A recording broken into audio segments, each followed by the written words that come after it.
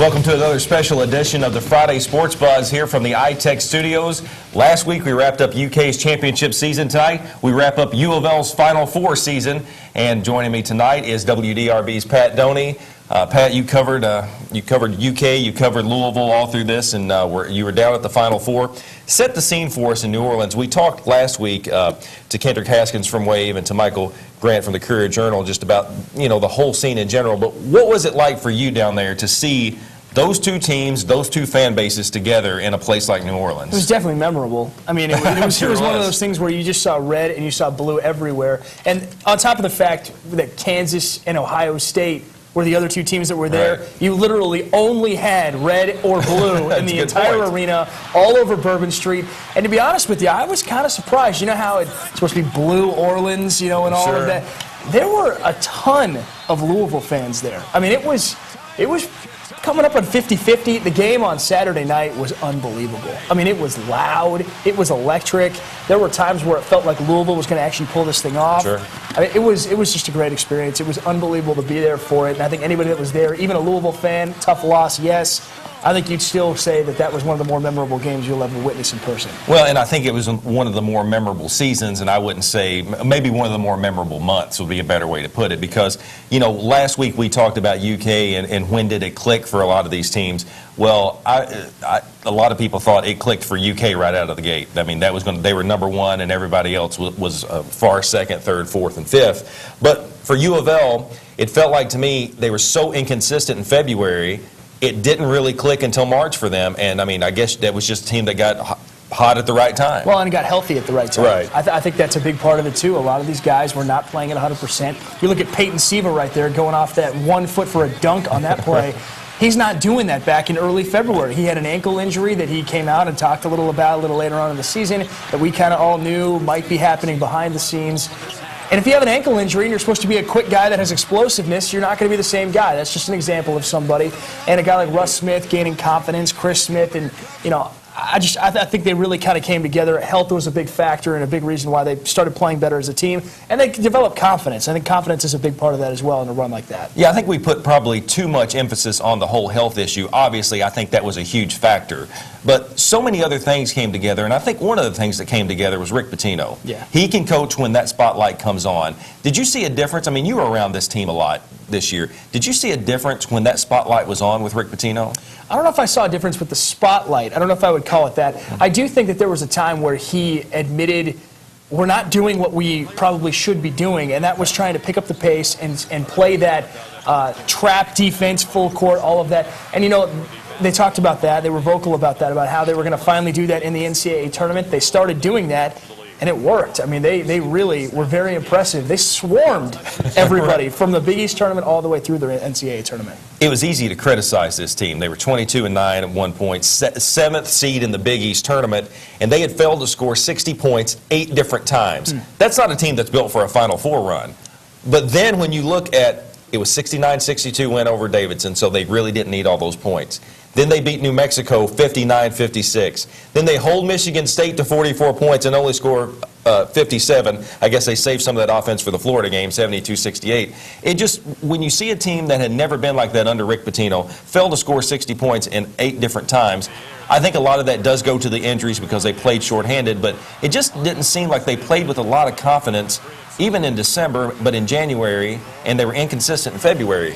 Well, here's something that I described them, once you kind of started seeing it towards the end, as the Detroit Pistons from back in the early 2000s. Remember those Chauncey Billups and Rip Hamilton and Tayshaun Prince teams?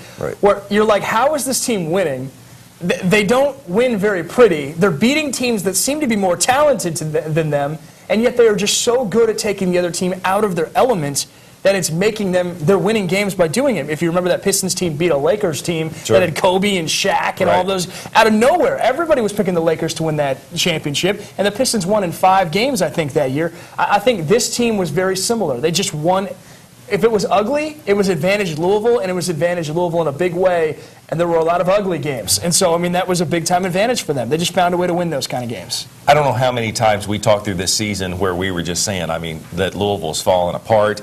I mean, there are a lot of teams that would have certainly settled for maybe, you know, only nine losses on the season. It just seems like we talked so many times that it looked like they were going to fall apart, like this is a team that maybe Rick Pitino's run is over. And we'll talk about Pitino and everything that's gone on with him, but do you think that was fair? I mean, what happened there in February, or was it really early March where they just said, you know what, this is a time where we make this run? I mean, I'm trying to put my finger on what clicked. It's tough to do it. Right. I'm having a hard time even deciding that. Right. I will tell you two things. First of all, I will be the first to admit that when they lost those last couple of games of the season, that I was right there along with everybody else saying, is this team going to win another game this season? Are they going to lose their first game in the Big East tournament? And are they going to be one and done in the NCAA tournament? Well, they proved me wrong with that. I need to point out, though, this is the most amazing thing to me. Andy Katz from ESPN, how about this? Before the Big East tournament, so this is after the losing streak, this is after everything is going wrong, is Coach Pitino still have it, all of this. He said when he was asked who's the UConn of the Big East tournament, he said Louisville. And I looked at that guy and I said, you're nuts. There's no way. Right. They run the table, they win the Big East tournament, and then they go all the way to the Final Four. So Andy Katz, got to give some credit to that guy over at ESPN. I don't know what he saw. You know, he's got a deal with the devil going there, man, to see that happening. But Well, we have to give a little credit to my man, Handsome Jimmy, who is my co-host here on 1450, and we were hoping to have him in the studio tonight. I know he's out there watching. But back on December 30th, he and I sat down and we said, you know, what for the new year, we kind of tried to break out the crystal ball. What do we think was really going to happen we talked about Indiana, we talked about Kentucky, and we talked about Louisville. And he said, and now, of course, he is a U of L super fan, but he's also a logical fan, and he said he thought this U of L team, this was on December 30th, could go to the Final Four, and I said, Jimmy, you're crazy. wow. But, I mean, we saw sparks in there, and I think we saw a team that if we knew that they could get healthy, that could be a team that was built for a run, but it just seemed like they were never going to get healthy. Did it ever feel like, though, even when they made their run, did it ever feel like they really played to their potential? I was watching them thinking, man, Kyle Keurig should be able to be hitting more shots. Peyton Silas should be scoring more.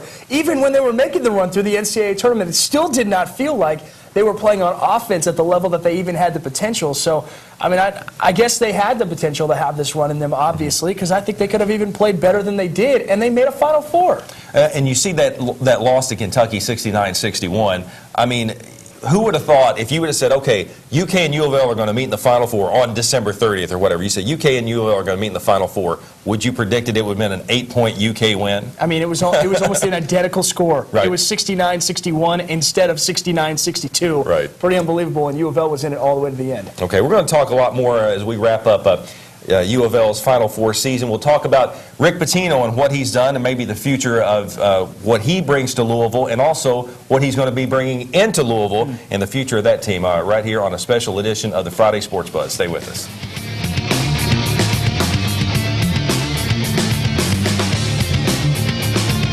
Hi, I'm Joey Craig of Craig & Landry Cars. I'd like to invite you out to our newest location here in beautiful Crestwood. My father, Larry Craig, started our business over 37 years ago. We now have 7 great locations to serve Kentuckiana with over 500 automobiles in stock. We are a family-owned and operated business that believes in taking care of customers. Stop by and see for yourself. See you soon. Now you're thinking smart with Craig and Landry Cars.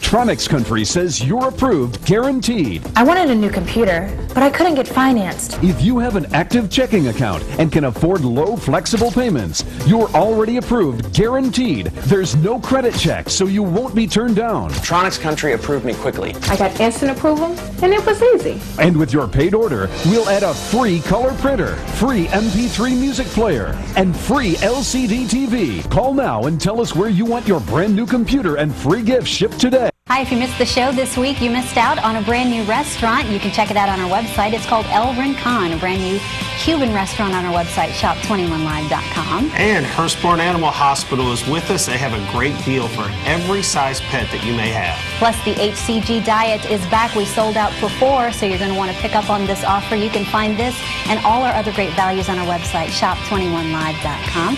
And, of course, you can catch us here Saturday mornings at 10. 21 Live.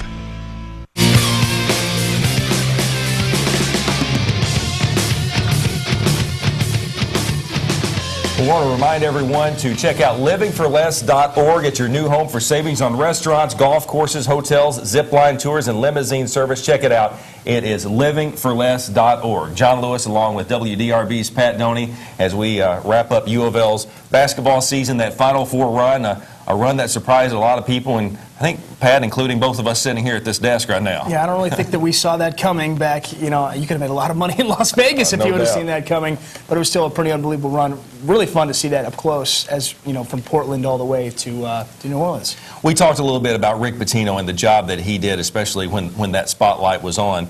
I thought one of the things he did that was maybe a little surprising, but I understood why he did it, and I think it went a long way, is he soothed a lot of wounds after that Final Four loss to Kentucky when he said that he told John Calipari that he wanted him to win and bring that trophy back to Kentucky. I think that caught everybody by surprise. Yeah. You know, one of the things that caught me by surprise was him coming out and directly saying after the Florida game that, guys, I told my players I made a mistake with the first half. This was back in, what was it, the Elite Eight? They played Florida, I believe. Right. And basically admitted that they had a bad game plan, had to change everything at halftime, and that's what ended up winning the game. So there were a lot of things. You know, there's been a lot of talk about the new Rick. Right. I don't know if old Rick would be saying, let's go Kentucky, you know, going into the final or going to the championship game like new Rick would, but obviously something clicked because they found their way all the way to the point, and they gave Kentucky everything they could. I thought the Final Four game against between Louisville and Kentucky was much more competitive than even the Kansas-Kentucky game. Oh, sure. And I thought another thing that kind of surprised a lot of people, certainly surprised me, is Rick Pitino being so honest and saying that he said, frankly, there were some Kentucky teams that he didn't like, but he really just continued to talk about how well this team carried itself and talked a lot about Davis. I mean, that's just not something we heard from Rick Pitino. It did seem like we saw a new Pitino as this run started with the Big East tournament and into the NCAA tournament. Well, honestly, I think he's right, though. I mean, this Kentucky team was hard to not like. I mean, when you got close to knowing a guy like Anthony Davis or Michael Kidd-Gilchrist, these kind of guys, these are not the kind of guys that it's very easy to root against, to be honest with you. It may be as a fan from a distance, but when you kind of are around them or in the locker room, they're great guys and they're kids. I mean, they're 18 years old, and so it's very easy for a group of guys like that to at least say, okay, I may not like the uniform, I may not be happy with the history, but why am I going to root against that kid in particular? It's hard to do it. They're great. It's a great group, as was the Louisville group. I mean, this was a fun team to cover this year. A lot of funny sound bites. Everybody from Chris Smith to Gordon Zhang to Peyton Siva.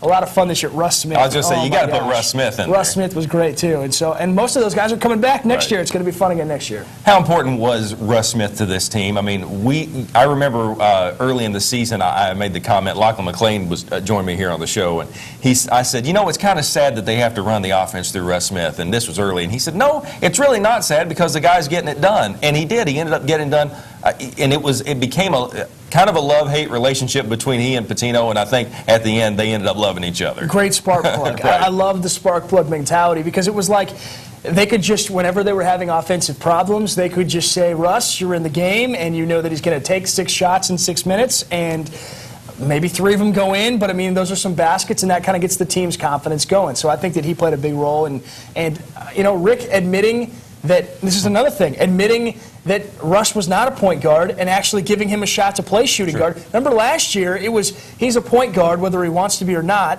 He didn't want to be. He didn't play very well at point guard. And then this year they said, you know what, if he wants to play shooting guard, we'll try him at shooting guard. And look what happened. A lot of coaches tend to give their team that bunker mentality. It's us against the world. You guys are underdogs. Nobody gives you respect. But I think for Louisville, that was more than a ploy. I think that was the reality of the situation. Nobody gave this team any kind of chance to even get, maybe not even get out. I thought they might lose in the first round of the NCAA tournament, honestly. Yeah. I think that played to their advantage through the Big East tournament, and maybe through the NCAA tournament. I mean, did anybody see them beating Michigan State? I mean, did anybody see them beating a 1 seed and getting all the way into a Final Four? I don't think anybody. Maybe fans that watch the team and root for the team and were hoping for that to happen may have said that on a bracket or something. Sure. But I don't think anybody who really, if they had to put their life on the line, would have guessed that before the tournament started. But the team just really gained in confidence, played great basketball, and it was a pretty amazing run. I mean, this is a run that Louisville fans will remember for a long time. Is this a team that can make another run like that next year?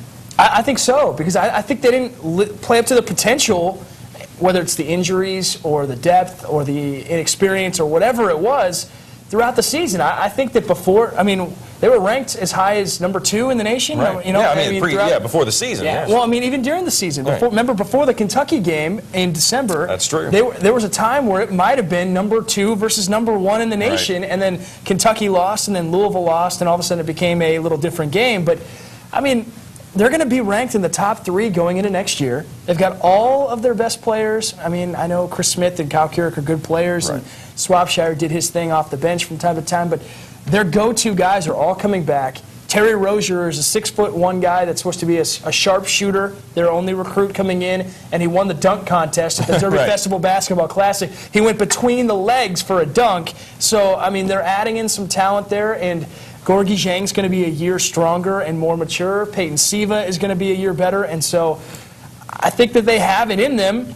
But as we know, the NCAA tournament is just it's a one game.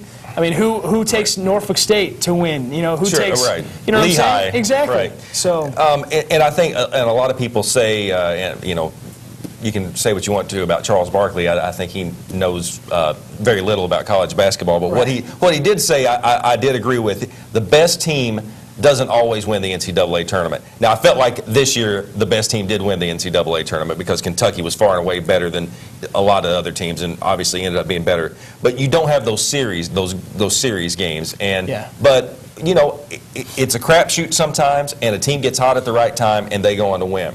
But I still put a lot of this on Pitino, that he got this team together. He seemed to be invigorated. And maybe, when they were hitting that slide in February, we all talked about, and at least I did, and a lot of other people talked about maybe the game's passed him by, maybe he won't even last till that, he said his contract was going to end. He seems invigorated, and frankly, I was surprised that he did not end up being a first ballot Hall of Famer, too. I was surprised by that, too. I'm right there with you. And I agree with you. I think that the best team doesn't win the championship. There's so much made about how the BCS in college football, Right. It's so horrible because you don't have a playoff.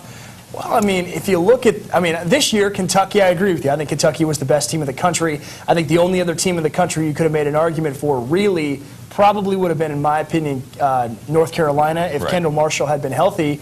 But remember, Kentucky beat North Carolina earlier in the season. So they faced off. I know it was in Rupp, and that was a great game, too. I was Right. there for that. But the best teams don't always win this tournament, but that's what makes it awesome, though. It really is Absolutely. unbelievable, and so Rick did an unbelievable job with this team, though, with what you were saying. It was just an amazing job to get this team to believe that they could win and they could go this far, and they really played and showed for them. John Lewis along with Pat Doney here on a special edition of the Friday Sports Buzz as we wrap up U of L's Final Four season. We're going to talk a little bit more about U of L basketball and a little bit about the future of U of L football. That's coming up. Stay with us here on the Friday Sports Buzz.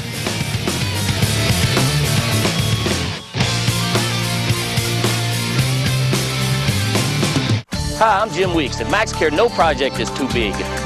We have the capabilities to handle the smallest residential project to the largest commercial undertaking. We even clean big houses like this one. And everyone has been abuzz about our amazing 4 areas for $99 special. We want to let everyone know that MaxCare also cleans upholstery, ceramic tile, and air ducts.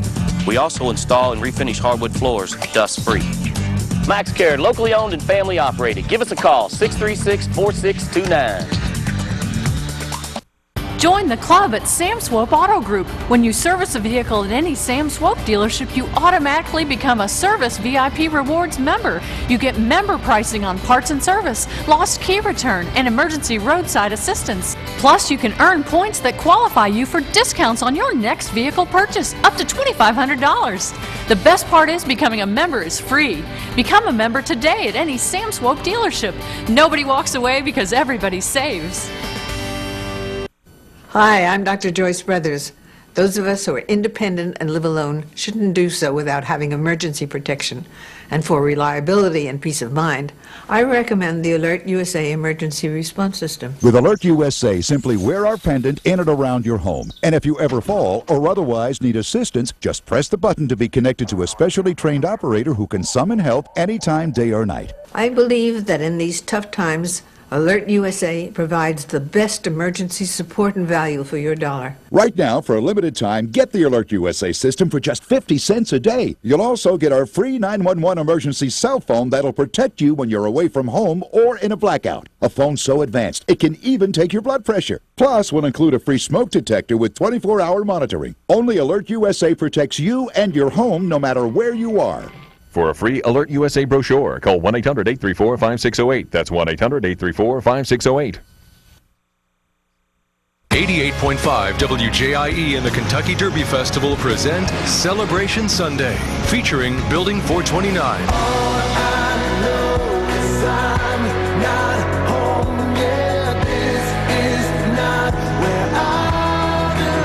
Chris Sly, Johnny Diaz, Building 429. Sunday, April 29, 5 p.m. at Waterfront Park. And admission is only a $5 2012 Pegasus pin. Welcomed in concert by 88.5 WJIE.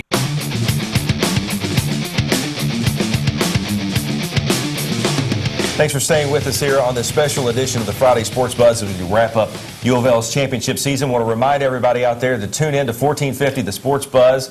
They're always talking about U of L, UK, IU, and Rashawn Myers and Jeff Mason are on Mason in the Morning. That is from 7 a.m. to 9 a.m. on 1450 The Sports Buzz. WDRB's Pat Doney joins me here as we wrap up U of L season. You were on the road. We were just talking. You were home for all of about 4 days through the month of March, and that's what the NCAA tournament, that's why they call it March Madness for television guys, right? Sure, yeah. I mean, it's a long time on the road, a lot of hotels, but it's a great job, though, man. It was unbelievable to see those runs. I mean, I was in Portland with U of L and IU there. That was unbelievable. Then in Atlanta, and then after that in New Orleans. And it was just an incredible run. All three programs that we cover, all very good. Had great runs this year, and they're all expected to be really good again next year. Should be fun again. Yeah, I was just going to say, as we wrap up this Final Four season, I mean, we're talking about, I think Dick Vitale has already said that, that U of L might be the #1 team next year going in. I mean, I think this might be a team that gets that legitimacy to be that top 2, 3, 4, 5 team and make another run to the Final Four. Although I was surprised, I will say this, there was so much talk about Swapshire transferring, and I thought this is another one of these Patino smokescreens, but apparently it's going to happen. He's going to transfer to Northwestern. And I think that'll be a loss for them, but at the same time, they have new blood coming in with Rozier, and I think those guys that played big roles this year will be even better. My question, and I'm just bouncing it off you, and I wonder what Louisville fans would say, which would you prefer? Would you prefer the year that is disappointing throughout the year and then the incredible run in the tournament, or what happens next year if they have an incredible regular season and then they are disappointing in the NCAA tournament? That's always the catch-22 there, is which one would you prefer? I think Louisville's got a chance to have a really special regular season, but as we were talking about earlier, anybody can win in the NCAA tournament, and so it's like, does that all get washed away if they don't make that run again? Well, it's hard for me to see that happen, especially with what we saw out of Wayne Blackshear in such little time. And you know, you can count on a recruit or two, I guess, sometimes. Well, and Kevin Ware, I think, can really make some improvements as well, and I think Peyton Siva, Gorgie Zhang will be better, and so they're very young and they're still very talented, and I think that they will be more talented next year than they were even this year because those guys will all get better. And so now the focus for U of L fans goes to football here as we go through spring football and get ready for another season. I guess for you guys, you finally got to hear from Charlie Strong because of the so-called media freeze because everybody was out covering U of L and UK in the Final Four. It was a little unusual to hear about all of that, to be honest with you, but I mean, you have to see where Charlie Strong is coming from, and I don't mean where he's coming from like in his point. I mean where he actually is coming from. Right. He's from Arkansas. Right. He coached at Florida, and he coached at South Carolina. All three of those places have one thing in common. Those states are football-hungry 365. Sure. I know Florida won championships. I know Arkansas won a championship in basketball. But those states, football is king, basketball is great, and they love their basketball. But football there is like how basketball is in the state of Kentucky. So he is not used to this, I would say. And so, I mean, would I have come out and said what he said? Probably not, but at the same time, he expects his program to get coverage, and apparently it didn't get enough, but I can tell you we covered it. I mean, we sent a news photographer out there to shoot some of the practices, and the practices aren't really open. That's the thing. It'd be one thing if every practice was open for 45 minutes. The first 3 or 4 practices were open, and that was it. And so there's not really a lot that we can do, and there's only a limited amount of time we can actually shoot those practices too. So it was a little unusual. And I think a lot of the U of L fans, I mean, you're not, listen, being in media as long as we've been in media, you're not going to hear a lot of fans come to the defense of the media and a lot of issues. But I don't think they understood the logistics and also didn't understand the reality of the situation as you described it. You can only cover so much when those practices are closed and that kind of thing. But were you okay with Charlie Strong's explanation of it? And maybe, I certainly wouldn't call it an apology, but he tried to explain himself.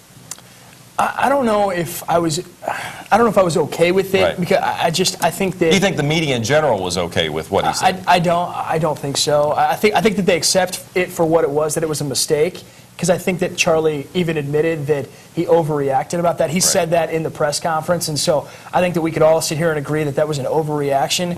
And he continually said in his press conference, this is not personal in any way.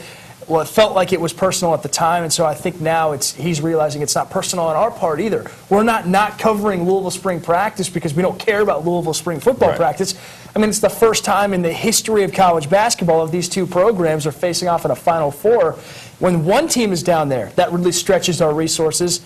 We have 2 teams that are down there, and so, I mean, I know at WDRB did the best we could, and I know the other stations around did the same thing, and I think that Charlie would probably tell you now he probably just should have kind of just kept doing his thing. Right. But, then again, his program did get a lot of attention from it, and there was a lot more media at the next day's practice, and they finally opened it up, and I'm sure it's going to be a packed house again tomorrow. I know I'll be there tomorrow at the Red-White game as well at 1 o'clock at Papa John's Cardinal Stadium. How about when the season starts? What do we see out of this team this year? The Big East is just, I mean, it was not very good before. It's terrible. It's much worse now, and Louisville is much improved this year compared to last year. Which is why a lot of people are picking U of L to win the Big East. I think so. I think they should be a favorite. John, they could be a favorite in every single one of the games they play next year.